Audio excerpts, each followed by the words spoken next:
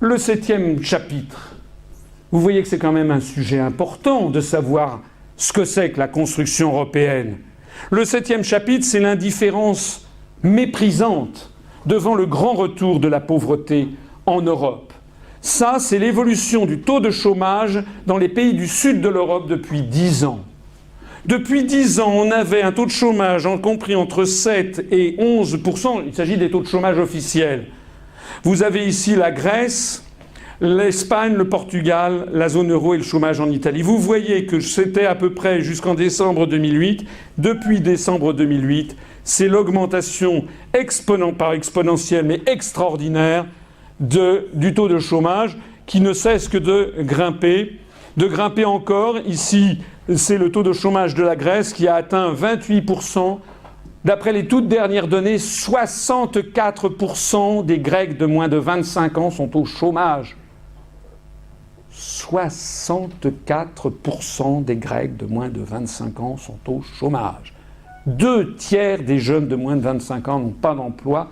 En Grèce, on n'a jamais vu ça, hein. Jamais. Le taux de chômage en Espagne suit le même chemin, on est à peu près à 27,5%, le taux de chômage de la population générale. Le taux de chômage au Portugal a atteint à peu près 18%, le taux de chômage en Italie a atteint 12%, en France il vient d'atteindre un nouveau record, à plus de 11%, hein, et le taux de chômage de la zone euro est à peu près maintenant aux alentours de 13%. Vous voyez quand même que nous avons affaire à un phénomène historique. Un phénomène historique.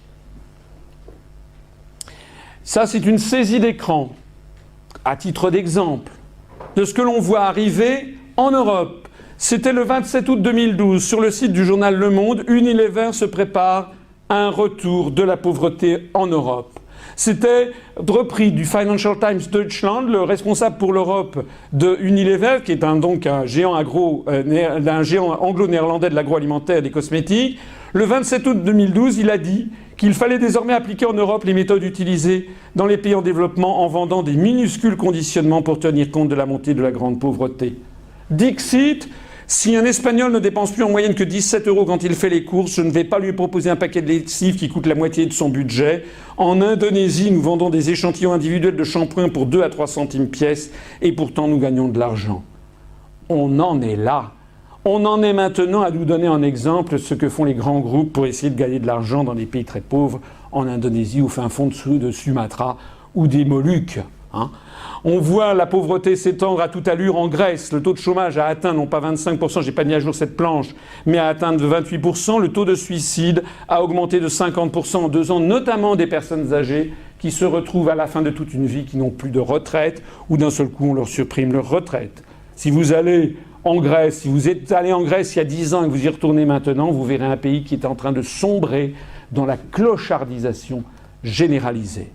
La pauvreté s'étend à toute allure au Portugal. Au Portugal, 150 000 Portugais ont émigré en 2011, en partie sur la suggestion du gouvernement. Hein. C'est dans le journal Diário de Noticias. C'était en 2011, en 2012, il y en a eu plus qui ont émigré. Il y a 10 millions d'habitants au Portugal, un petit peu plus. Il y a 6 fois plus d'habitants en France. À la proportion de Portugal, ça voudrait dire que 900 000 à 1 million de Français auraient quitté le pays en 2011 et encore plus en 2012. On aurait vidé en 2 ans l'ensemble de la région Haute-Normandie ou en 1 an l'ensemble de la région Limousin. Il s'agit d'une catastrophe sans précédent. Il faut remonter peut-être au Portugal de Salazar et des années 60. Il y a d'ailleurs désormais, où vont d'ailleurs les Portugais qui émigrent? Ils ne vont pas vers les pays de l'Union européenne. D'abord parce qu'ils n'en ont pas envie. Deuxièmement parce qu'il n'y a pas de travail. Troisièmement parce qu'ils n'en parlent pas la langue. Quatrièmement parce qu'ils n'y seraient pas bien accueillis. Ils vont où? Ils vont au Brésil, en Angola, au Mozambique, c'est-à-dire dans des pays de la lusophonie, des pays où l'on parle le portugais. Et qui, par exemple, comme c'est le cas de l'Angola, est un pays en pleine croissance. Il y a désormais plus d'émigrés portugais en Angola que d'émigrés angolais au Portugal. La pauvreté s'étend à toute allure en Espagne. Cri d'alarme lancé par Caritas, Caritas International. Le nombre de demandeurs d'aide, c'était 20 septembre 2012, est passé de 370 000 personnes. Caritas, c'est ce qui donne à manger ou à s'habiller à des gens qui sont dans un extrême dénuement, à des SDF ou des clochards. Avant la crise, 370 000 personnes secourues par an, c'est monté à 1 15 000 personnes en 2011. Le chômage continue à progresser à des niveaux records en Espagne. Il y a désormais, c'est des données qui datent déjà d'il y a bientôt un an, 1 737 600 foyers en Espagne ont tous leurs membres au chômage. Le père, la mère et les enfants. C'est-à-dire un processus de désocialisation complète. Quand vous avez, ça veut dire qu'il y a au moins 5 à 6 millions d'Espagnols qui vivent dans des familles où tout le monde est au chômage. C'est bien pire que les années 30, ce qui est en train d'arriver. La pauvreté s'étend à toute allure également en France. J'avance assez vite pour ne pas vous lasser. Vous montrer simplement les calculs de l'INSEE. Nous avons appris en septembre 2012 les données concernant 2010, parce que l'INSEE est une vieille dame qui met son temps à faire ses calculs. Vous voyez que nous avons eu une rupture de courbe qui est une rupture quasi séculaire. Depuis, on avait une baisse, c'est ce qu'on appelle le taux de pauvreté en jaune, le taux de grande pauvreté en rouge. Pauvreté, c'est 60% du salaire médian en dessous de 60%. Grande pauvreté, c'est 50% du niveau de vie médian. Vous voyez qu'il y a une rupture qui intervient, c'est-à-dire que depuis les années 60, on avait eu une baisse continuelle du nombre de pauvres et de super pauvres en France en nombre absolu, alors que pendant ce temps-là, la population générale augmentait très vite. C'est même pas un pourcentage. Si c'était un pourcentage, ça montrerait une chute beaucoup plus importante encore. Et nous avons maintenant une rupture qui tourne aux alentours de 2002. Comme par hasard, c'est l'arrivée justement de l'euro sous forme fiduciaire et avec une réaugmentation très rapide. Je suppose que nous allons terminer l'année 2013 quand on aura les statistiques, c'est-à-dire d'ici 1 an et demi. On se sera rendu compte qu'on a désormais plus de pauvres que nous en avions en 1970. L'adoption de l'euro marque un changement d'orientation séculaire, le grand retour de la pauvreté. Alors arrêtez de vous laisser dire par les partisans de l'euro, mais si on sortait de l'euro, ça serait la catastrophe. Dites-leur, mais attendez, justifiez-vous d'abord de ce qui se passe maintenant. C'est quoi ça? Ça, c'est pas la catastrophe? Le 8e chapitre. L'exacerbation d'une xénophobie rampante contre les peuples non blancs. Parce que lorsqu'on a une dictature qui s'installe, il lui faut des ennemis. Relisez George Orwell, relisez 1984, relisez l'histoire de toutes les grandes dictatures. Elles ont besoin d'ennemis. Les gens qui vous disent « Ah, mais l'Europe, c'est l'ouverture sur les peuples, etc. » C'est un mensonge. C'est un mensonge. Je reviens ici à cette déclaration de tout à l'heure de Michel Rocard. Michel Rocard, Premier ministre français, qui dans une même déclaration à BFM Business dit « Au vu de l'affaiblissement des États-Unis, c'est vrai que les États-Unis s'affaiblissent, nous devons avoir une Europe puissante afin d'amorcer la grande conversation qui s'annonce avec la Chine et l'Inde dans les 15 à 20 ans qui viennent. » Qu'est-ce que ça veut dire? Ça veut dire quoi, la grande conversation qui s'annonce avec la Chine et l'Inde? Ça veut dire que ce monsieur qui a été chef du gouvernement français agite la menace du péril jaune, du péril indien. Il se trouve que moi, dans mes fonctions antérieures, quand j'étais notamment au cabinet du ministre des Affaires étrangères, j'ai accompagné des chefs d'État français. J'ai accompagné François Mitterrand en Corée et au Kazakhstan. J'ai accompagné Jacques Chirac au Japon, en Bolivie, au Brésil, en Uruguay, au Paraguay, en Argentine. J'ai accompagné Jacques Chirac en Chine. Lorsque le président de la République était avec son homologue chinois, nous avons signé des accords de partenariat. Le Jacques Chirac était allé en Chine pour promouvoir notamment le TGV français contre l'ICE allemand. Et le président chinois, faisant semblant de dormir, relève l'œil, il dit « C'est bizarre, monsieur le président de la République française, j'accueillais, voici 3 mois, le chancelier d'Allemagne, monsieur Schröder, qui me disait grand bien de l'ICE allemand par rapport au TGV français. » La réalité du monde d'aujourd'hui, c'est que le monde est en contact avec tous les pays, que nous avons des liens, heureusement, avec la Chine, que nous avons signé des partenariats stratégiques, que PSA, que Citroën fabrique des voitures en Chine avec une co-entreprise qui s'appelle Dongfeng qui est à Wuhan, pendant que Volkswagen fait avec une autre co-entreprise des voitures en Chine. Ça veut donc dire quoi, ça, la grande conversation? Ça veut dire qu'on menace devant l'esprit des gens le fait qu'il y a un péril jaune, il y a un péril indien, il y a un péril noir, il y a un péril arabe, on va en parler dans un instant, et c'est de ça qu'il s'agit de se protéger. José Bové, le prétendu écolo, gaucho, etc., il ne s'appelle pas José, il s'appelle Joseph, il n'est pas du tout agriculteur, il est né dans une famille de chercheurs, il a passé sa jeunesse en Californie, il parle parfaitement l'américain. Hein. Allez vérifier sa bio. Le coup de la bacante, tout ça c'est du marketing. Il a fait un blog qui s'appelle Un paysan pour l'Europe. Quand même bizarre. Alors que l'Europe est en train de détruire notre agriculture, voilà un paysan pour l'Europe. C'est quand même bizarre. D'ailleurs, il est vice-président de la Commission d'agriculture au Parlement européen. Il a une voiture, il a une rémunération tout à fait confortable. Depuis qu'il a été élu pour avoir prétendument une Europe écolo, parce qu'il y a des gens qui ont voté par voie, je vote pour Bové, je veux une Europe écolo. Moi, je leur ai expliqué que ça arrivera à l'Europe écolo à peu près pendant 1,6 secondes tous les 10 trilliards d'années. Donc c'est ce qui se passe. Ils ont voté Bové, il n'y a pas d'Europe écolo, il n'y a d'ailleurs jamais eu autant d'OGM. Hein. Mais Bové, il a son poste de député européen. Avec sa voiture, ça chauffe probablement le tableau de bord en loupe d'orme.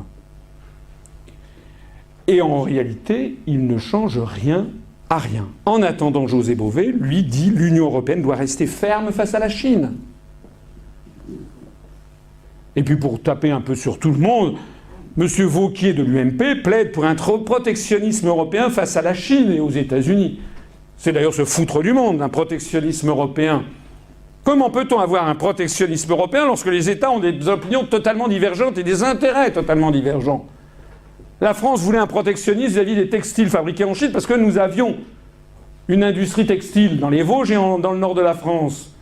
Il n'y a pas de pôle commissaire européen, c'est un Britannique. Il n'y a plus d'industrie textile en Grande-Bretagne. Donc lui, il a supprimé les quotas textiles avec la Chine pour faire venir le maximum de textiles. Pour les Anglais, il est beaucoup préférable d'acheter entièrement leurs textiles fabriqués en Chine plutôt que de les acheter plus cher en France ou en Italie. Surtout quand en plus le négociateur obtient des Chinois en contrepartie de la suppression des quotas textiles, obtient en contrepartie l'ouverture du marché chinois aux Lloyds britanniques. Ainsi donc, pour les Britanniques, c'est gagnant-gagnant, et pour les Français, les Espagnols, les Italiens, ils n'ont plus que leurs yeux pour pleurer, parce qu'ils se sont fait avoir sur tous les tableaux. Cette xénophobie contre les peuples non blancs, ne vous laissez pas intimider par ceux qui vous disent « vous voulez sortir de l'Europe, c'est que vous êtes xénophobe ». Moi, c'est le contraire qui est vrai. C'est que la construction européenne, en fait, prône le choc des civilisations. On l'a vu dans un clip de la Commission européenne en mars 2012, il y a un an, qui a fait un scandale. Pour promouvoir l'élargissement de l'Union européenne auprès des jeunes, la Direction générale de l'administration de la Commission européenne avait commandé, payé, validé un clip vidéo qui mettait en scène d'un côté une jeune femme blanche, censée représenter l'Europe, et de l'autre côté des hommes patibulaires, basanés, maniant les arts martiaux. L'un était originaire de Chine, faisait du kung-fu, symbole du péril jaune. L'autre d'Inde faisait du Kalari Payatou, symbole avec le turban du monde arabe, hein, parce que les gens ne font pas forcément la différence entre les Indiens et les Arabes. Et enfin un Brésilien qui faisait de la capoeira, symbole du noir, parce que les gens ne font pas non plus la différence entre Brésilien et noir, et qui venait l'agresser dans un décor d'entrepôt désert et angoissant.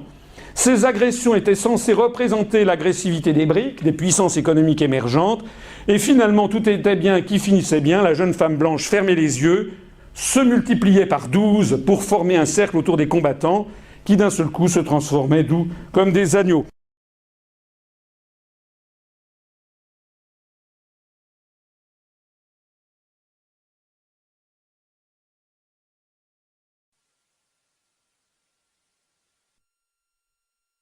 The more we are, the stronger we are. C'est de l'européen.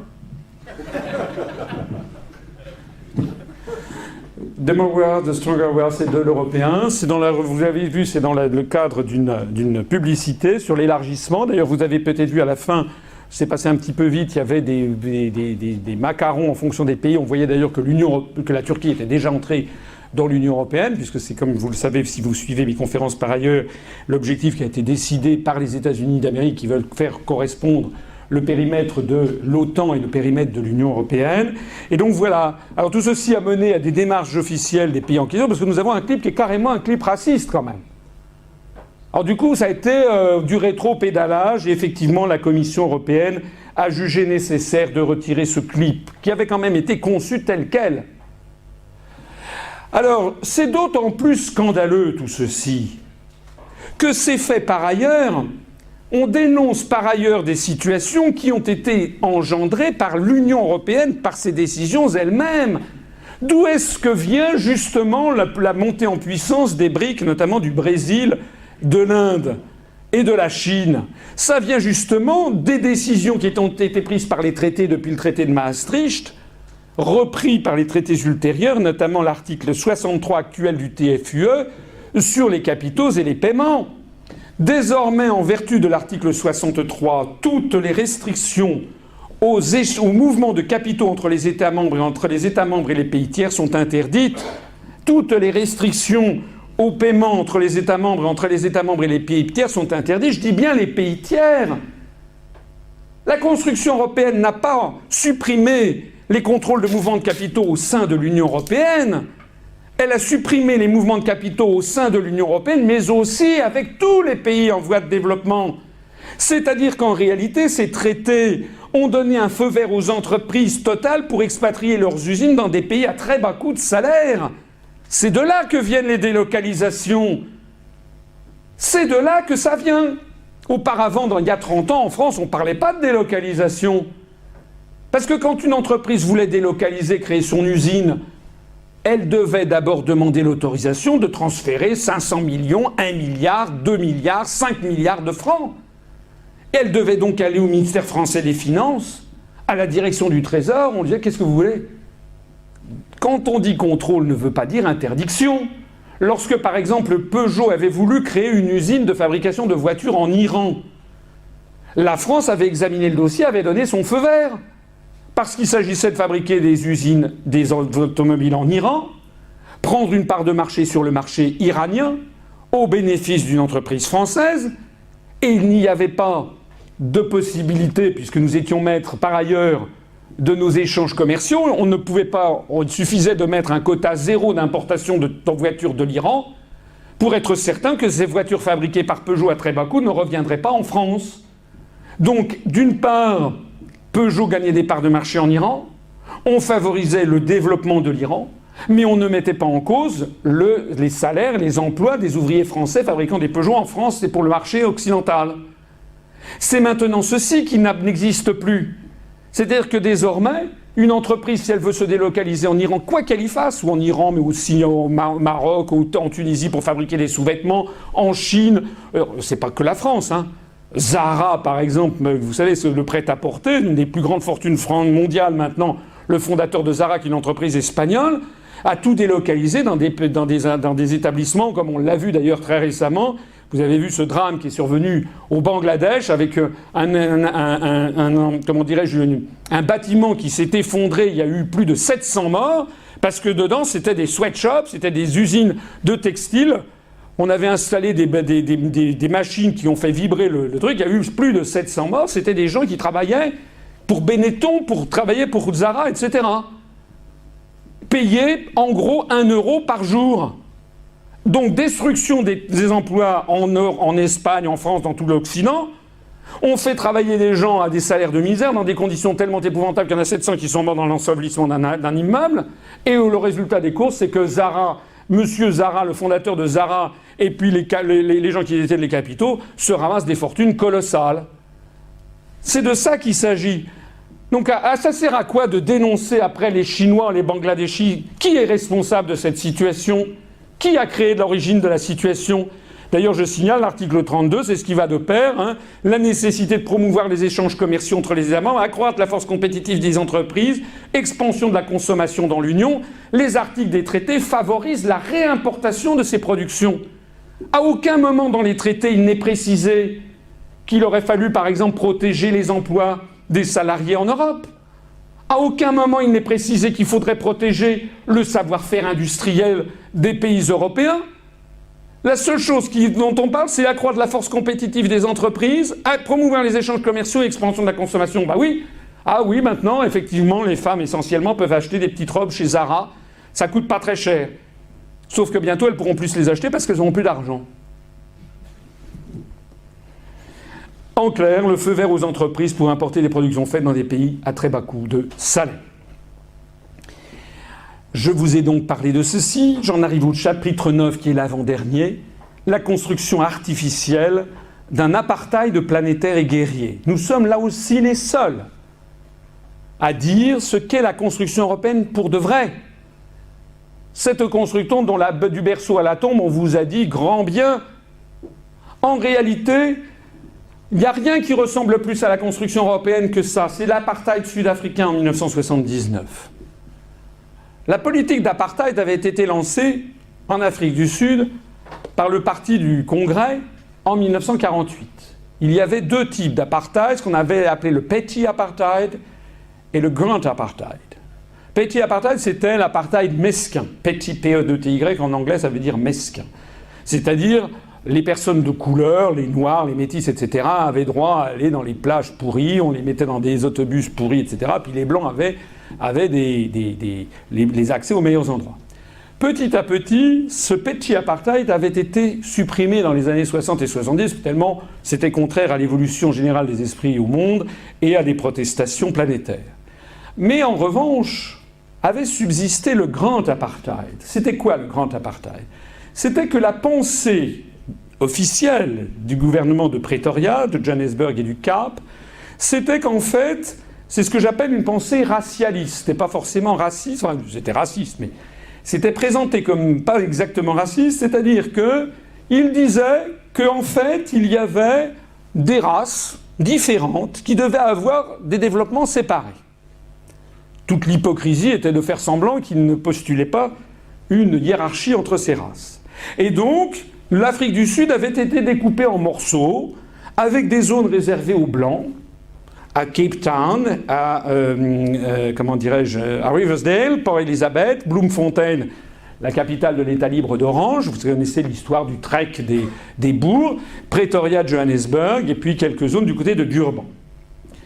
Dans ces zones-là, seuls les Blancs pouvaient y vivre, ils pouvaient avoir de la domesticité de couleur, qui pouvait venir, un peu comme nos travailleurs immigrés, mais à condition de repartir ensuite dans leur ghetto. Et puis il y avait d'autres zones qui étaient réservées aux colored, c'est-à-dire aux métis. Il y avait des zones qui étaient réservées aux blacks, c'est-à-dire aux noirs. Il y avait des zones qui étaient conçues comme étant des États à vocation d'être indépendants, qu'on appelait les Bantoustans.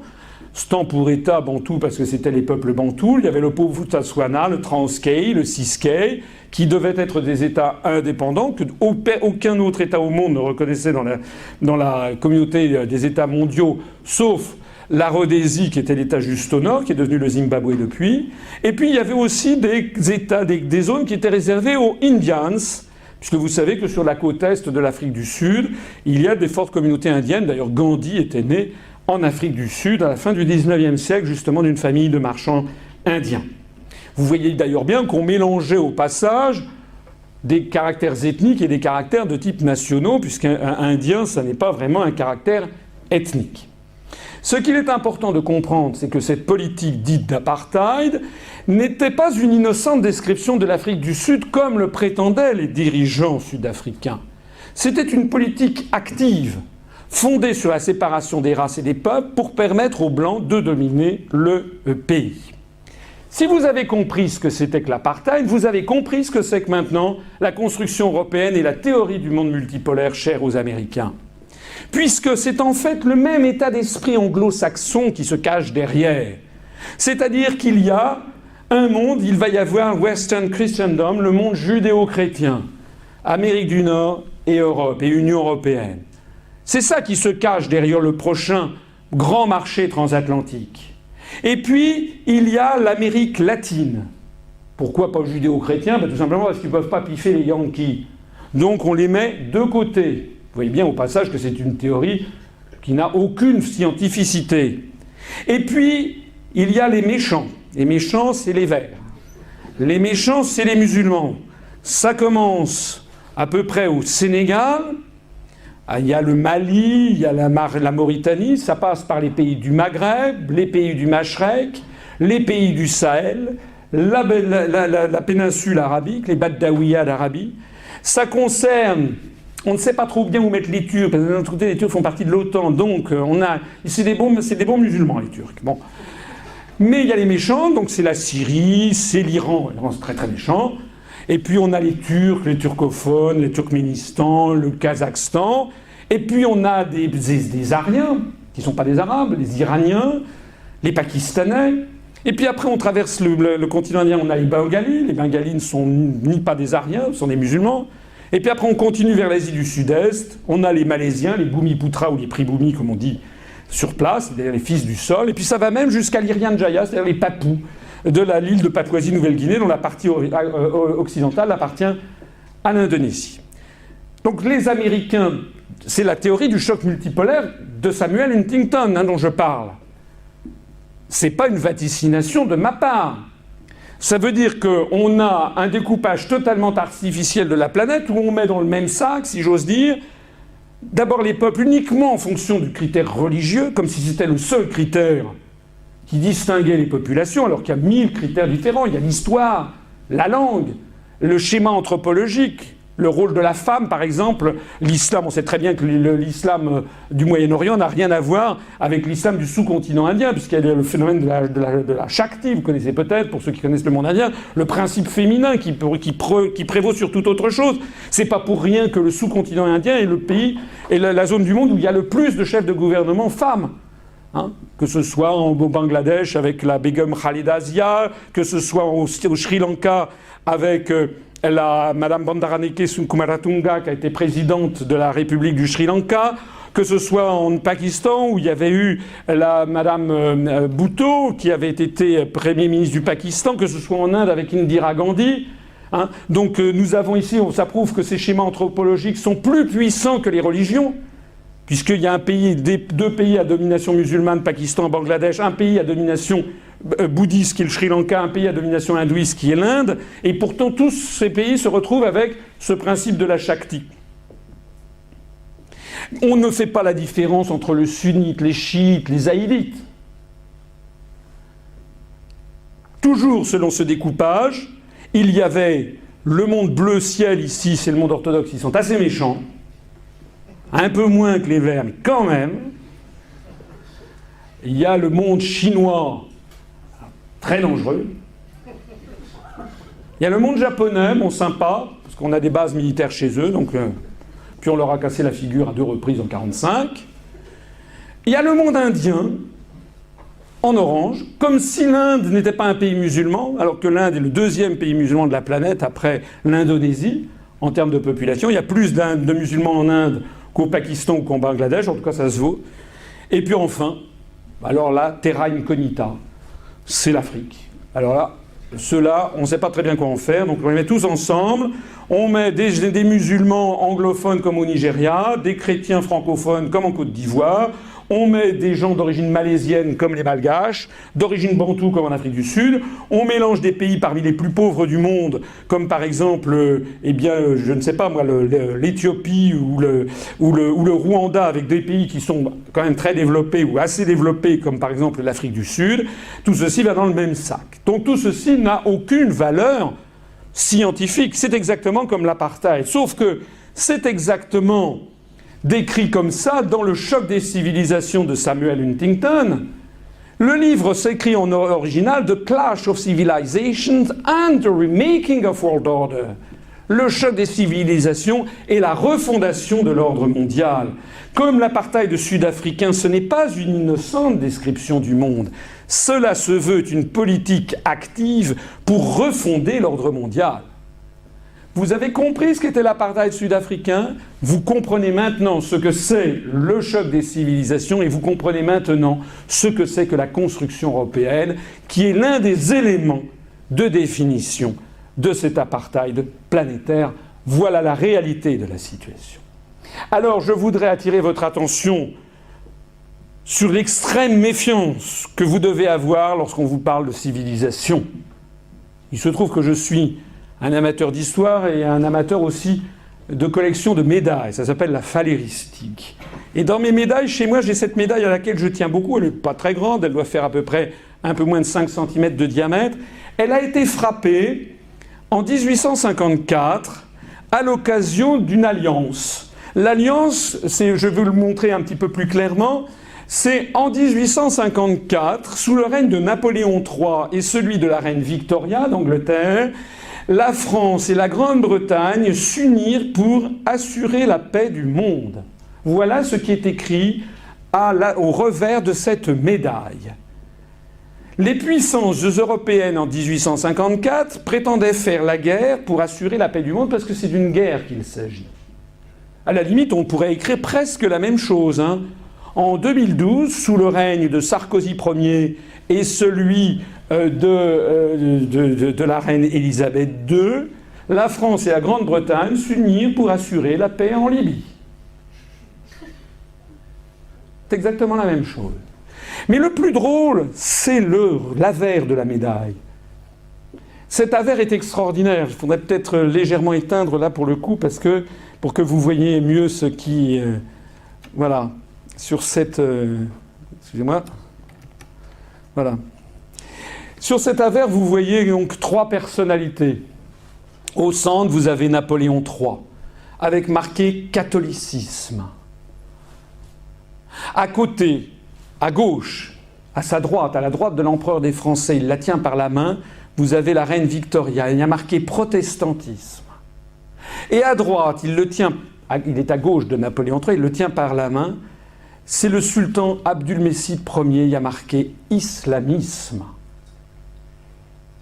Et il y a marqué en dessous, à l'exergue, comme on dit, civilisation. Et au-dessus, il y a marqué Dieu les protège. C'est quand même merveilleux. En 1854, catholicisme, protestantisme et islamisme firent ainsi la guerre pour défendre la civilisation. Contre qui? Contre les Russes, contre l'orthodoxie. La lutte contre les civilisations, c'était les orthodoxes les méchants. Qu'est-ce qui se passait? En réalité, le prétexte religieux était évidemment fallacieux. Excusez-moi, je vais le rallumer pour la bonne compréhension.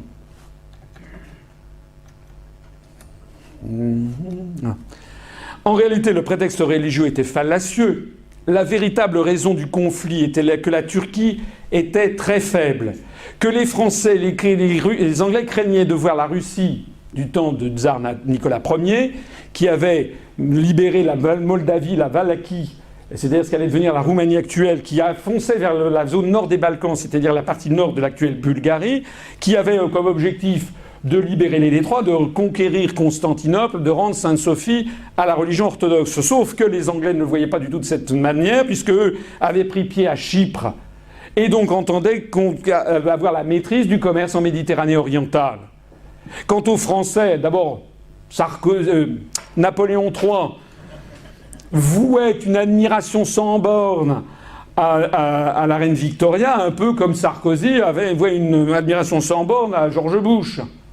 Donc Napoléon III, saisi d'anglomanie, s'était allié avec l'Angleterre, avec la vocation de protéger les chrétiens du Liban et du Levant, dont nous avons la protection depuis François Ier, depuis l'accord de François Ier avec Soliman le Magnifique en 1526, et donc faisait la guerre prétendument pour assurer la paix du monde contre l'empire des tsars qui menaçait de prendre les détroits. C'est ce qui explique l'alliance entre la France de Napoléon III, le Royaume-Uni, l'Empire ottoman du sultan Abdulmecid Ier, la bataille de Sébastopol. Si vous allez dans les grandes villes de France, à commencer par Paris, vous avez à Paris le métro Crimée, vous avez le pont de l'Alma, vous avez le boulevard de Sébastopol, tout ceci fait référence à cette période de l'histoire. Seulement voilà, ce qui s'est passé après, c'est que comme vous le savez, Napoléon III a été battu en 1870, le Second Empire s'effondre, l'Allemagne d'un seul coup devient un Reich. Bismarck, ce génie politique transforme, qui avait déjà gagné la bataille de Sadowa en 1866, à partir de 1871 impose aux Français la création du Deuxième Reich, qui est proclamé dans la Galerie des Glaces à Versailles, et d'un seul coup la France cherche un allié de revers. Or l'Empire ottoman est en train de se désagréger, et donc quel est l'allié de revers de la Troisième République? Il n'y en a qu'un, c'est la Russie. Donc d'un seul coup, celui qu'il s'agissait de combattre en 1854 devient d'un seul coup l'allié privilégié. Cette assiette célèbre l'alliance en représentant l'alliance franco-russe de 1896. Ça a même fait des entremets franco-russes. L'alliance en représentant deux soldats, l'un français, l'autre russe, qui se serrent la main avec l'aide d'un ange. En 42 ans, la civilisation a complètement changé de camp. Désormais, la Russie est dans le camp de la civilisation. Ça, c'est une autre médaille que je possède qui est très belle. On voit le portrait de Nicolas II et d'Alexandra Féodorovna, qui est la tsarine, les mêmes qui seront assassinés le 17 juillet 1918 à Yekaterinbourg. Ils arrivent, ils sont encore jeunes, ils arrivent et sont célébrés par la Troisième République en 1896. Ils arrivent et ils vont à Cherbourg, à Paris, à Châlons. Ils sont accueillis par Félix Faure, le président de la République, dont la décence m'interdit de dire comment il est mort. Et ils seront donc célébrés dans le champ de la civilisation. Et puis arrive 1914-18, et puis à la fin de 1918, on distribue des médailles. La grande médaille interalliée, République française, la grande guerre pour la civilisation 1914-18, c'est-à-dire que l'ennemi de la civilisation, c'est l'Allemagne. Alors je crois que c'est quand même très important de regarder ça, ça vous fait un peu sourire, c'est un survol historique un peu plaisant, mais qui, je crois, est très profond.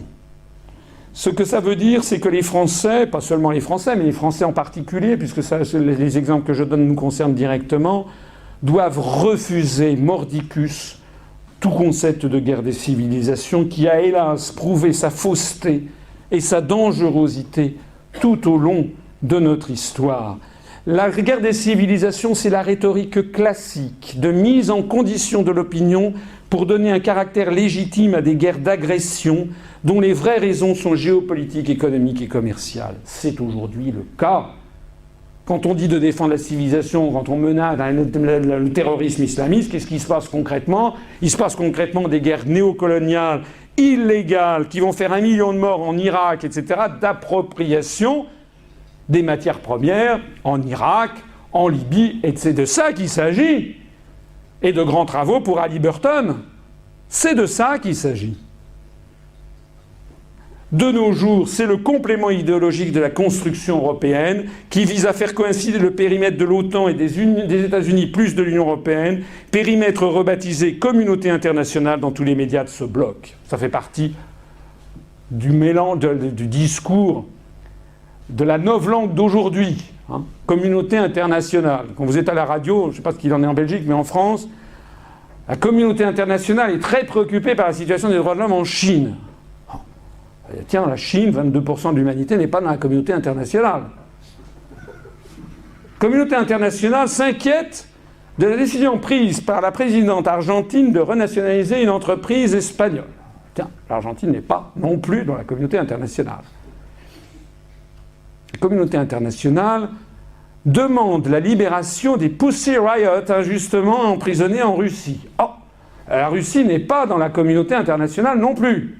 La communauté internationale est très inquiète des projets nucléaires iraniens. Mince, l'Iran n'est pas dans la communauté internationale. La communauté internationale est très inquiète des manœuvres faites par la Corée du Nord. La Corée du Nord n'est pas dans la communauté internationale.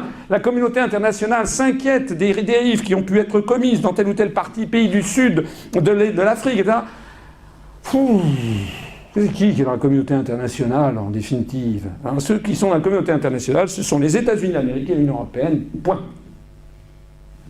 Donc voilà ce qui se cache derrière la construction européenne. Et je voudrais attirer à cette occasion votre attention sur quelque chose qui vous permet de montrer la fausseté de tous les gens qui vous parlent de choc des civilisations. Le monde d'aujourd'hui n'est pas celui que l'on vous présente.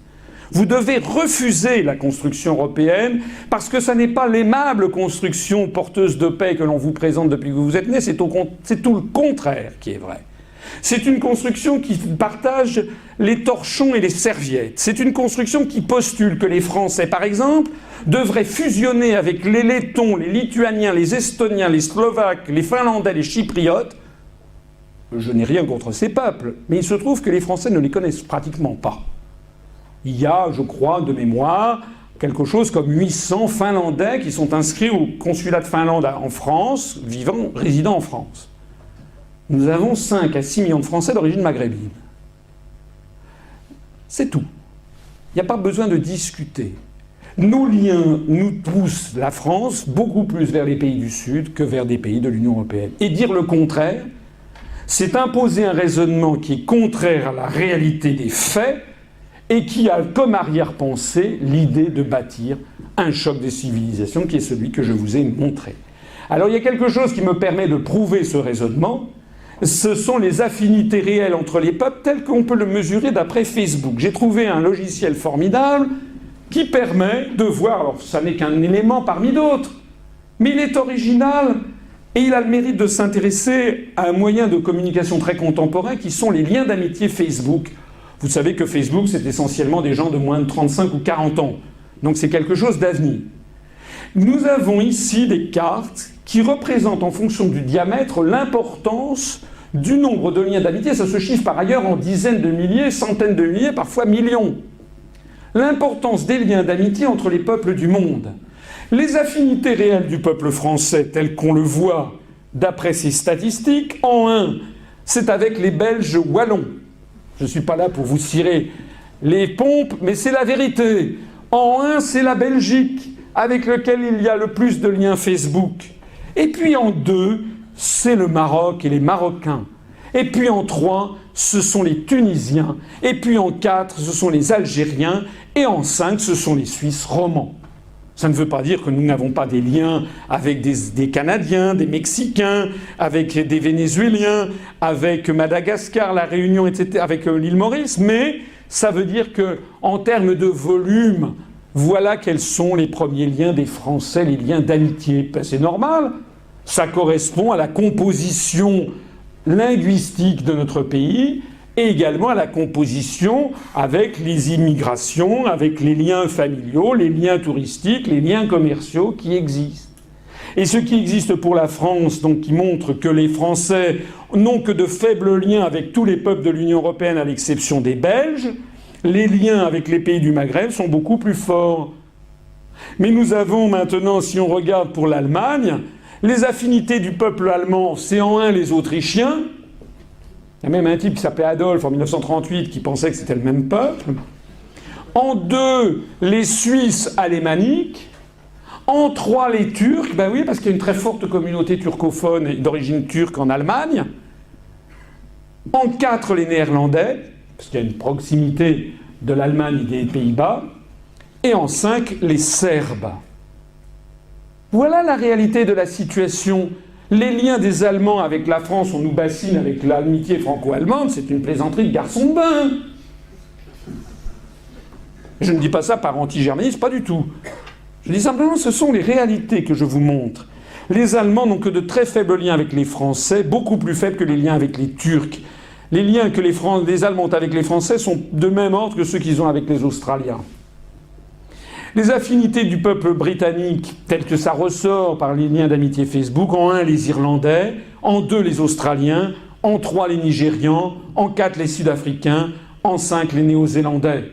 Là aussi, ce qui prime, ce sont les liens de l'histoire, de la langue, du Commonwealth, des immigrations, des mouvements migratoires. Les Britanniques ont les liens les plus forts avec les pays du Commonwealth. Ils ont des liens faibles avec tous les peuples de l'Union européenne, à l'exception des Irlandais. Les affinités réelles du peuple espagnol, en 1, les Équatoriens, en 2, les Dominicains de République dominicaine, c'est pas des moines, c'est pas des franciscains. En 4, les Roumains, en 3, les Roumains, en 4, les Colombiens, En 5, les Vénézuéliens. Les Espagnols ont les liens les plus forts avec les pays hispanophones d'Amérique latine. Ils n'ont que d'assez faibles liens avec tous les peuples de l'Union européenne, à l'exception des Roumains. Les affinités réelles du peuple portugais, en 1 les Suisses, en 2 les Capverdiens, qui sont un pays lusophone, en 3 les Angolais, pays lusophone, qui a ancienne colonie portugaise, en 4 les Brésiliens, pays qui parlent le portugais, et en 5 les Français, bah oui, parce qu'il y a eu une forte immigration portugaise en France dans les années 60, c'était l'époque de Linda de Souza, de la valise en carton, et puis bah, ça s'est tari dans les années 70-80, et maintenant, il y a des Français d'origine portugaise dont les liens petit à petit d'ailleurs se distendent avec la mère patrie d'origine, mais qui ont quand même gardé encore des liens avec le Portugal, ce qui explique ce classement. Les affinités réelles maintenant du peuple algérien, en 1 les Tunisiens, en 2 les Marocains, en 3 les Français, en 4 les Égyptiens et en 5 les Jordaniens. Là aussi, c'est l'histoire qui prime surtout. Et pourquoi la Jordanie et l'Égypte? Parce qu'il y a un certain nombre de travailleurs émigrés algériens qui vont travailler dans ces pays. Les affinités réelles du peuple marocain, en 1 les Algériens, en 2 les Tunisiens, en 3 les Français, en 4 les Égyptiens, en 5 les Sahraouis, mais le Sahara occidental, comme vous le savez, est disputé et les Marocains considèrent que ça fait partie intégrante de leur propre pays. Ce qui est intéressant de voir dans le cas précédent comme dans celui-ci, c'est qu'il n'y a pas d'oumma musulmane sur Facebook. Les présupposés du choc des civilisations n'existent pas, et c'est tant mieux d'ailleurs qu'il en soit ainsi. Il n'y a pas une fascination des internautes marocains pour l'Arabie Saoudite, pour l'Iran, pour les pays... non. Les liens qui priment, ce sont les liens laissés par l'histoire ou par la géographie ou par la langue. Il n'y a pas d'oumma musulmane sur Facebook. La théorie du choc des civilisations est démentie sur les faits. Elle repose sur des préjugés et sur des mensonges. Les affinités réelles du peuple sénégalais, du moins des Sénégalais qui ont accès à Internet, bien entendu, ce n'est pas forcément révélateur de toute la population sénégalaise, mais on voit qu'en 1, c'est les Français, bah oui. Il y a une très forte émigration française et sénégalaise en France. Il y a aussi un certain nombre de Français présents au Sénégal. En 2, les Mauritaniens. En 3, les Ivoiriens. En 4, les Marocains. En 5, les Espagnols. Ce qui est intéressant, c'est de noter la prééminence des liens avec la France et avec la francophonie. Les liens du peuple mauricien de l'île Maurice... Jeffrey, je ne vais pas vous en parler comme ça pendant des heures, je pourrais vous parler des 200 pays, mais tout ça est tout à fait passionnant. En 1, c'est les Français de la Réunion et de la métropole. En 2, les Australiens. En 3, les Britanniques. En 4, les Indiens. Vous savez qu'il y a une très forte communauté d'origine indienne à l'île Maurice, à peu près 70% de la population. À noter la prééminence des liens avec la France et l'océan Indien. Je terminerai avec les affinités réelles du peuple haïtien. En 1, les Français, à la fois de France et de Guadeloupe. En 2, la Dominique, parce qu'il y a beaucoup de personnel dans les hôtels de République dominicaine. En 3, les Canadiens. Il y a une forte communauté haïtienne au Canada, en particulier au Québec francophone. Et en 4, les Américains. Il y a une forte communauté haïtienne, aussi bien en Floride qu'à New York.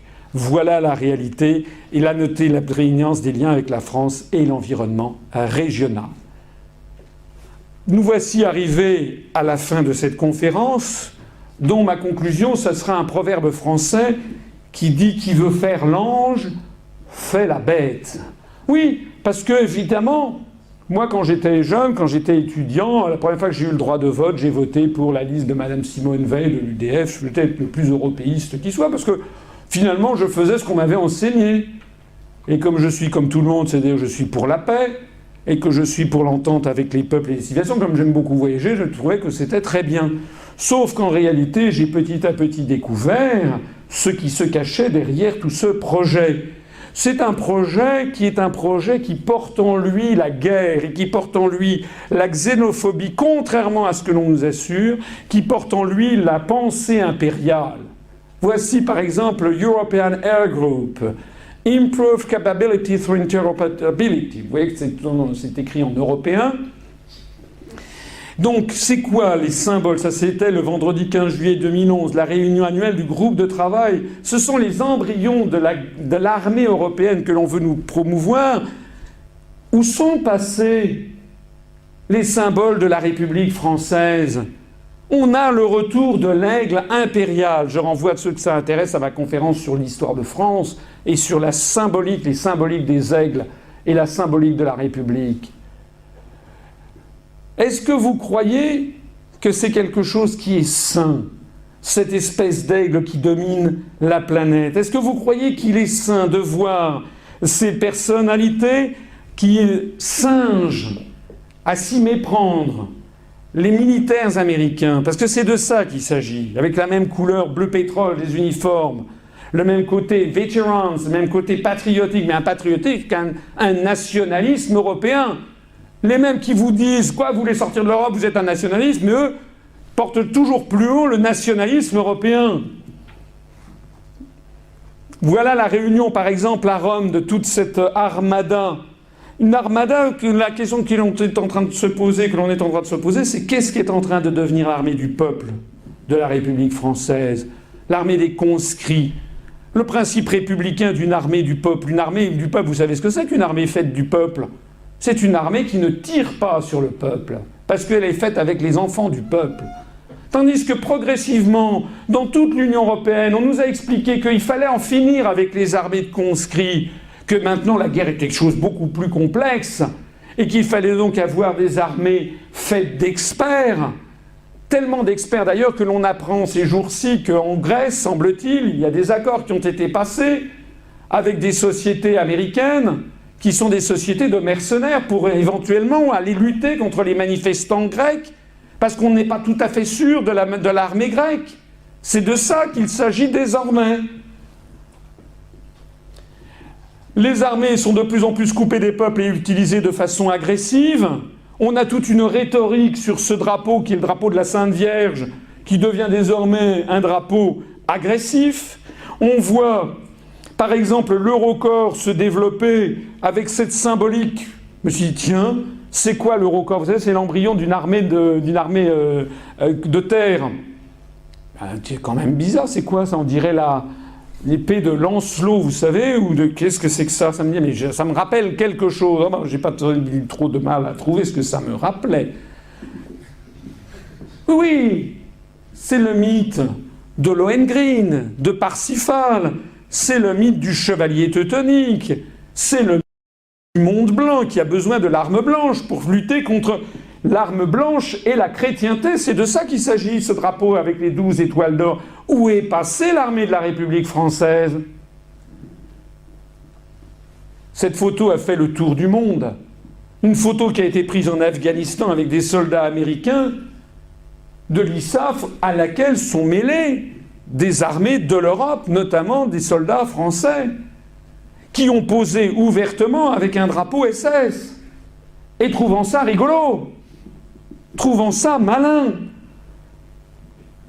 Tout ceci commence à se sentir, à se savoir à travers les pays d'Europe. Ici, c'était lors de la campagne contre l'introduction de l'euro en Suède. Les manipulations médiatiques de l'opinion suédoise par les partisans de l'Europe étaient scandaleuses. Je renvoie à ma conférence ad hoc qui s'appelle « Faut-il avoir peur de sortir de l'euro ?» où je montre comment pendant toute l'année 2003 jusqu'au 14 septembre 2003, le peuple suédois a été soumis à un bombardement idéologique effarant pour approuver l'entrée de l'euro, ce que, en définitive, il a rejeté. D'ailleurs, plus personne n'en parle parce que depuis lors, la situation en Suède est bien meilleure que dans tous les autres pays de l'Union européenne qui ont adopté l'euro. Eh bien, les opposants avaient été obligés, avaient eu l'idée de détourner une affiche de propagande hitlérienne en la mettant aux couleurs de l'Union européenne, en mettant « It is not fascism when we do it ». À partir du moment où c'est nous, les européistes, qui le faisons, ce n'est plus du fascisme. Hein? Là, c'est comment dirais-je, des badges qui se vendent un peu partout, notamment en Grèce. Ein Reich, ein Volk, ein Euro. Là, c'est la façon dont Mme Merkel, par exemple, est accueillie lorsqu'elle arrive en Grèce par des manifestants. Là, c'est la façon dont les Italiens parlent désormais de l'Allemagne, Quarto Reich, le quatrième Reich. Là, le journal Democratia qui présente Mme Merkel en format d'Hitler.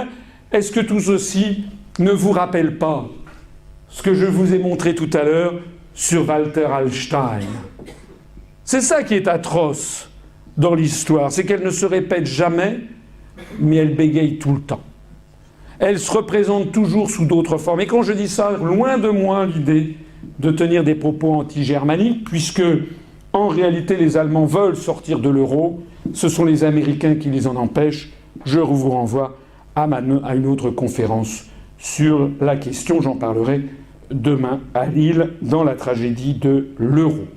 En conclusion, je citerai ce philosophe américain d'origine espagnole, George Santayana. Fanaticism consists in redoubling your effort when you have forgotten your aim. Un fanatique, c'est quelqu'un qui redouble d'efforts quand il ne sait plus pourquoi il le fait. Les européistes, ceux qui tirent les ficelles, savent ce qu'ils font. Mais les peuples qui croient encore à la construction européenne, eux, ne savent plus pourquoi ils le font. Il faut que les peuples se ressaisissent, comprennent que l'européisme, en fait, qu'on leur a présenté sous un jour angélique, est devenu un redoutable fanatisme. Et je voudrais vous donner un message d'espoir. J'avais commencé cette conférence en vous montrant la constitution de l'Union soviétique de 1977. Je voudrais vous remontrer la constitution de l'Union soviétique du 5 décembre 1936, qu'avait rédigé Staline. Article 17, chaque république fédérée conserve le droit de sortir librement de l'URSS. Ça avait été repris par la constitution Brejnev du 7 octobre 1977, c'était devenu l'article 72. Chaque république fédérée conserve le droit de sortir librement de l'URSS. Quand j'ai présenté le concours de l'École nationale d'administration en France, en 1983, nous avions des cours de droit constitutionnel sur les grands pays du monde, et je me rappelle les profs que j'avais qui riaient. Oui, à l'article 72, on se demande pourquoi Brejnev a conservé l'article 17 de la constitution Staline, qui n'a jamais été appliqué, qui bien sûr ne s'appliquera jamais. Vous comprenez bien, l'URSS ne va jamais accepter qu'une des républiques s'en aille. Ça, c'est ce qu'on me disait en 1983. Ceux d'entre vous qui ont plus de 40 ans savent de quoi je parle. Peut-être ceux qui en ont moins de 30 ne le savent pas. Et tous ceux qui ont plus de 40 ou 45 ans dans cette salle savent très bien que dans les années 80, 90, 80, 70, 80, personne ne pouvait jamais imaginer que l'Union soviétique puisse se désintégrer. Et donc, dans le concours de l'ENA, il fallait préparer ça en disant « Oui, l'article 72, c'est un article pro forma, mais qui ne sera jamais appliqué. » On en riait. On en riait, c'était en 1983. Sauf que pas de peau.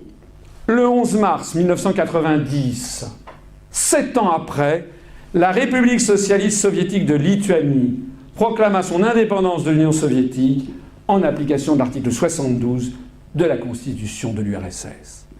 Ne méprisez jamais l'existence d'un article dans un traité. Même si aujourd'hui il vous paraît absolument ahurissant, demain, peut-être, il sera mis en œuvre. C'est ça que j'ai retenu, moi, de l'histoire des années 90, des années 80, entre l'étudiant à l'ENA que j'étais qui rigolait parce qu'on lui avait appris à rigoler d'un article, et découvrant 7 ans après que cet article était mis en œuvre. Pourquoi il était mis en œuvre et pourquoi on rigolait? On rigolait parce qu'il pensait, on imaginait, c'était inimaginable que sous Brejnev ou sous Staline ou sous Tchernenko ou sous Andropov, on pensait inimaginable que l'Union soviétique puisse se désintégrer. Sauf qu'à la fin des années 90, la nécrose de l'utopie de la construction du socialisme était arrivée à un tel point de blocage que même les dirigeants eux-mêmes n'y croyaient plus, que dans les sphères dirigeantes, plus personne ne croyait à ce dogme antédiluvien qui avait prouvé qu'il ne marchait, qu'il était impraticable.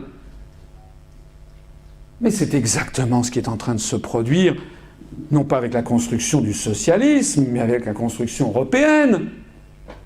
Dans les allées du pouvoir, plus personne n'y croit. Tout le monde sait que ce truc ne marche pas, je peux vous l'assurer. Dans tous les milieux à Paris, tout le monde derrière les portes capitonnées disent, combien j'en ai entendu, des ministres qui me disent « Oui, on n'aura jamais dû faire cet élargissement, ça ne marche absolument plus ».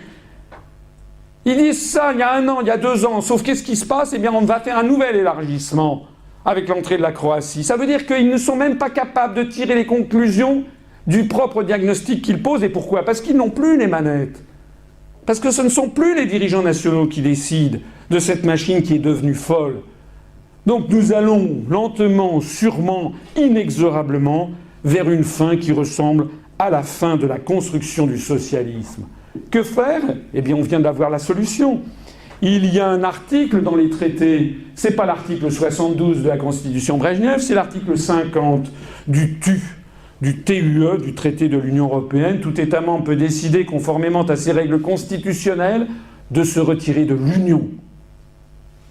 Article interdit d'être prononcé à la télévision française, à la radio. Nous sommes le seul mouvement politique qui ne cessons de dire on a le droit d'en discuter, ça existe. C'est pas du populisme, ça existe. On a le droit d'en parler ou pas? Non. De plus en plus, heureusement qu'Internet est là, comme les samizdat étaient là, hein.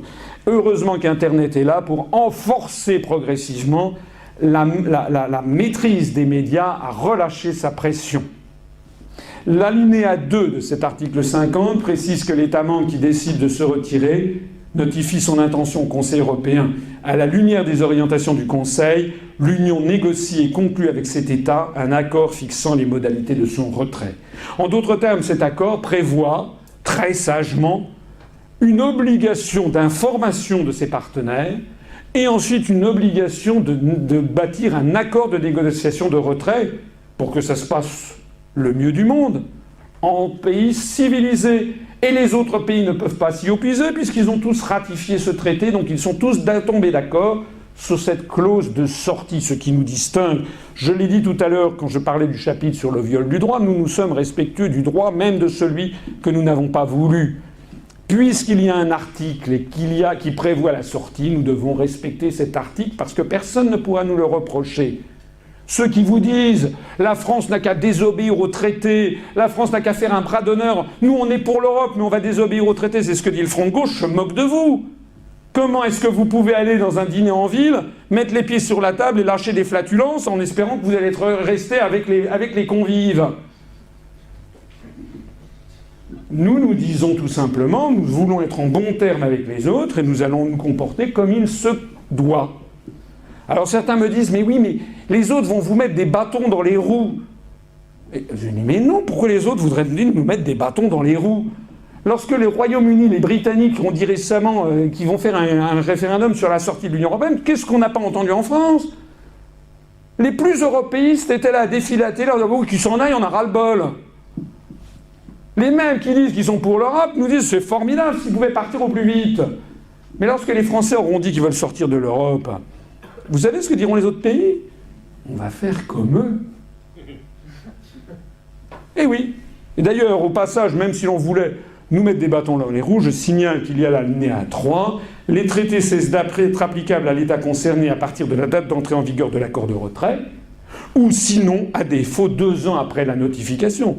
C'est-à-dire que si ça traînait en longueur, au bout de 2 ans, de toute façon, on sort de plein droit. L'Union populaire républicaine, seule sur toute la scène politique française, propose aux Français de sortir unilatéralement, juridiquement, sereinement, en adulte, d'une prison des peuples qui s'appelle l'Union européenne, qui nous mène au conflit des civilisations, et de l'euro qui nous mène à l'appauvrissement et à la ruine générale.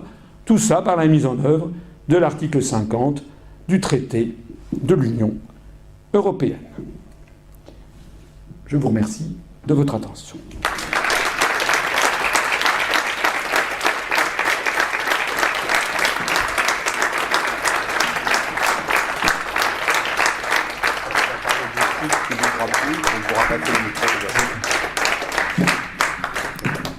Je vous remercie de votre... Il marche pas très bien. Je vous remercie de votre attention pour une conférence qui est longue, comme toutes mes conférences d'ailleurs. Je suis toujours très, comment dirais-je, touché de voir l'assistance et l'intérêt qui est porté à ce que je peux dire. Vous voyez en tout cas de mon côté que j'essaye toujours de rendre le plus didactique et pédagogique possible des informations qui sont inconnues ou méconnues, et de vous apporter des éléments de réflexion pour ceux d'entre vous qui me connaissent, renforcer peut-être la conviction qui les anime, selon laquelle nous avons les bonnes analyses et les bonnes solutions. Et pour ceux d'entre vous qui ne me connaissent pas, et vous montrer, vous faire entrer peut-être dans un processus de réflexion pour vous montrer que peut-être nous avons raison, que peut-être tout ce qu'on vous a dit, beaucoup de choses que l'on vous a dites depuis très longtemps, sont des choses qui appartiennent au domaine de la désinformation. Avant de vous donner la parole, enfin je vais vous la donner dans un instant, je voulais simplement conclure en vous rappelant ce que disait Max Frisch, qui est un essayiste suisse. Face à une dictature qui avance, il y a pire que le bruit des bottes, c'est le silence des pantoufles. Nous sommes dans un univers où beaucoup de Français, mais où nous avons un certain nombre de Français expatriés en Belgique, ou même des Belges qui sont adhérents de notre mouvement. Nous acceptons les adhésions d'étrangers. La seule chose, c'est qu'ils n'ont pas le droit de vote au moment du congrès tous les 3 ans pour élire les dirigeants. C'est réservé aux gens de nationalité française. Mais pour le reste, ils peuvent adhérer ou ils peuvent être donateurs. Et nous avons de plus en plus de gens qui nous suivent, mais beaucoup plus qui nous suivent, mais qui ne veulent pas adhérer ou qui n'hésitent. Alors je leur demande pourquoi vous n'adhérez pas, et ils me disent oui, mais parce que je ne fais pas de politique, je ne veux pas faire de politique. Le problème, c'est que si tout le monde reste derrière son écran d'ordinateur comme un geek, à jouer les dactylos, à s'indigner mutuellement, à se renvoyer des vidéos des uns des autres, au bout du compte, il ne se passera rien. C'est la raison pour laquelle j'attire votre attention sur le fait qu'il y a un moment à partir duquel il faut se regarder, se ressaisir, pas tout de suite, hein, les gens qui nous découvrent, je dis toujours aux gens, attendez, ne vous précipitez pas, regardez mes conférences, documentez-vous, allez voir des gens qui sont chez nous, allez vérifier si ce que je dis n'est pas sot, etc. Ne vous précipitez pas. Moi, je souhaite que les gens y adhèrent en pleine conviction. Mais une fois que vous êtes convaincus, à ce moment-là, il faut y aller, il faut arrêter de procrastiner. Sortir de la destruction européenne, ça commence par adhérer à l'UPR. Et c'est la raison qui explique, je crois, la croissance de notre mouvement dont je parlais au début. Quand j'ai créé ce mouvement en mars 2007, il y avait à peu près 25 personnes qui ont adhéré au congrès fondateur. C'était pour l'essentiel d'ailleurs des amis dont la plupart m'ont adhéré pour me faire plaisir, mais ne pensaient pas du tout que ce que je disais était exact.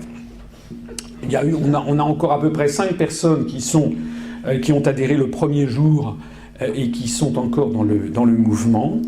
Et puis progressivement, nous avons végété. À la fin 2007, nous étions 47. À la fin 2008, nous étions 88.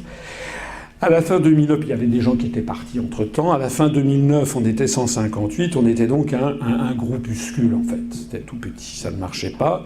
Et puis, à la fin de 2010, on est monté à 243. C'est l'arrivée de la crise financière. C'est aussi le développement des premières conférences diffusées par Internet. À la fin 2011, nous étions 707. C'est le moment où j'avais présenté, on n'était pas encore 700, 600, on était à peu près 650 adhérents, j'ai présenté ma candidature à l'élection présidentielle. Je n'ai pas réussi à avoir les 500 parrainages, c'est un véritable scandale démocratique, parce qu'en fait il n'y a pas 2 tours dans l'élection présidentielle en France, il y a au moins 3 tours, sinon 4 tours. Il y a le tour décidé par les médias de ceux à qui ils vont donner la parole. Et si personne ne vous donne la parole, nous on a eu plus de 250 adhérents, militants qui ont cherché des parrainages pour moi, mais ils allaient voir des maires, des petits villages, et ils disaient mais je ne sais pas qui est ce monsieur, j'en ai jamais entendu parler à la télé, à la radio. Alors on disait mais si, mais c'est un candidat sérieux, mais vous savez les médias font un filtrage, donc les maires disaient mais non, moi j'ai vu Madame Cindy Lee, c'était la candidate du parti du plaisir. Elle était, non mais c'est vrai, elle exhibait ses seins sur les marchés. C'est peut-être ce que j'aurais dû faire, je suis pas sûr que j'aurais eu le même succès. Cindy Lee exhibait sa poitrine généreuse avec des lèvres siliconées et du gloss sur les marchés. Donc ça lui a valu d'avoir une notice Wikipédia, France TF1, France 2, etc. Tandis que moi, ce que je dis là, c'est inacceptable pour l'oligarchie qui détient les médias. Donc nous avons été obligés d'aller voir les maires, et puis lorsqu'est arrivé la fin le jour fatidique où il fallait remettre les 500 parrainages, j'ai découvert que j'en avais très peu. On en avait 17. Et donc là, je le raconte souvent à mes amis, j'ai été un petit peu, vous savez, comme dans Tintin, il y a Milou, je crois que c'est dans le sceptre d'Ottokar, qui a le sceptre, il doit rapporter le sceptre d'Ottokar, et puis d'un seul coup, il voit un os. Et il hésite, est-ce qu'il lâche le sceptre pour prendre l'os? Et puis dans sa tête, il y a un petit Milou sous forme d'ange, et puis un petit Milou sous forme de diable. Alors le diable lui dit oui, oui, l'os est très bon, et puis l'ange dit mais non, non, non, il faut faire ton devoir. Voilà. Donc j'avoue que pendant quelques minutes, j'ai hésité en disant est-ce que j'avoue que j'ai eu que 17 parrainages, ou j'ai l'air un peu d'un con, ou est-ce que je dis que j'en ai eu 412, comme tout le monde? Et puis, entre le petit ange et le petit diable, j'ai fini par choisir le petit ange, parce que je pense que la vérité finit toujours par l'emporter. Donc j'ai dit, j'ai fait une vidéo là-dessus, et que nous avions eu 17 parrainages, parce que c'est trop injuste d'avoir eu 17 parrainages, compte tenu, je crois, de la qualité des informations, de la réflexion, de la densité du programme présidentiel que j'avais présenté, et compte tenu de l'effort considérable qu'avaient consacré les quelques centaines de militants que nous avions à l'époque. Voilà. Et ça nous a d'ailleurs porté chance, puisque finalement, il y a pas mal de gens qui ont adhéré après avoir vu ça. Ils ont dit, ah, pour la première fois, voilà quelqu'un qui dit un truc inattendu. Et tous les gens qui n'ont pas les parrainages disent qu'ils en ont 412 ou 450. Voilà, quelqu'un qui dit qu'il en a eu 17. C'est d'ailleurs la vérité. Ceux qui vous disent qu'ils en ont eu 450, ils ne l'ont pas eu. Et ceux qui en ont eu 750, c'est que quelqu'un leur a donné. C'est comme ça que ça se passe en France. Donc nous étions à 707, et puis après est arrivée la crise de l'euro qui n'a fait que donner de l'eau au moulin de notre mouvement, et on est passé de 707 à 2158 au cours de l'année 2012, c'est-à-dire, comme vous le voyez, un triplement au cours de l'année 2012. Et pour l'année 2013, qui est actuellement pas mal engagée, nous en sommes, hier soir, nous en étions à 2895. Je n'ai pas regardé le compteur de ce qui est arrivé, mais on a en moyenne 5 à 6 ou 7 adhésions par jour, ce qui signifie que nous sommes actuellement pratiquement à 2900. Très prochainement, on va franchir le cap des 3000, et si nous continuons à ce rythme, nous serons à peu près 4200 adhérents au 31 décembre. Ce sont des vrais nombres, ce ne sont pas des nombres traficotés style Madame Boutin ou Monsieur Dupont-Aignan qui en annonce 12 500, on sait qu'on en a plus que lui. Donc nous, ce sont les vrais nombres. Ça n'est pas encore mirobolant. On n'en est pas encore à 100 000. D'ailleurs, personne en France en est à 100 000, puisqu'il y a un désaveu général de l'ensemble des mouvements politiques. Mais en tout cas, ce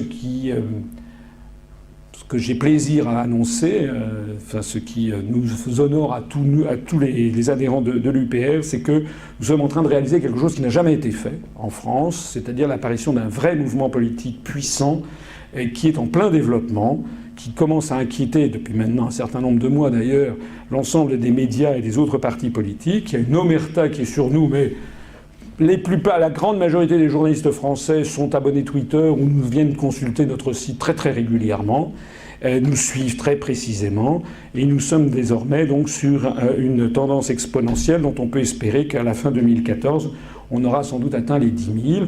C'est quand même très important, puisque d'ores et déjà, nous avons plus d'adhérents avérés que le NPA de M. Besancenot, probablement que le DLR de M. Dupont-Aignan, plus que le PCD de Mme Christine Boutin.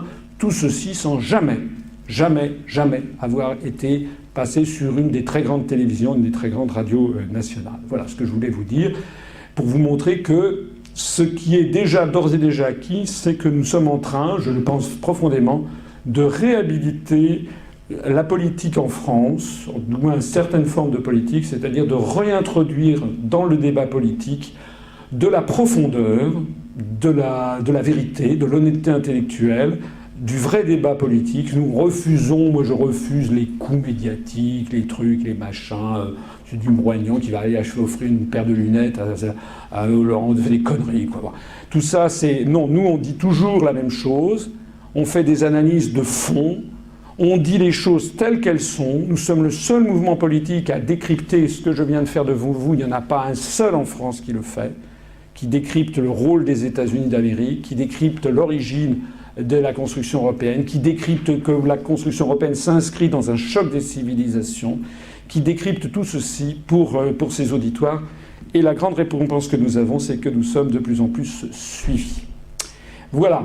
Après ces petits propos un petit peu d'autosatisfaction que vous m'aurez pardonné, je suis à votre disposition pour répondre à toutes vos questions.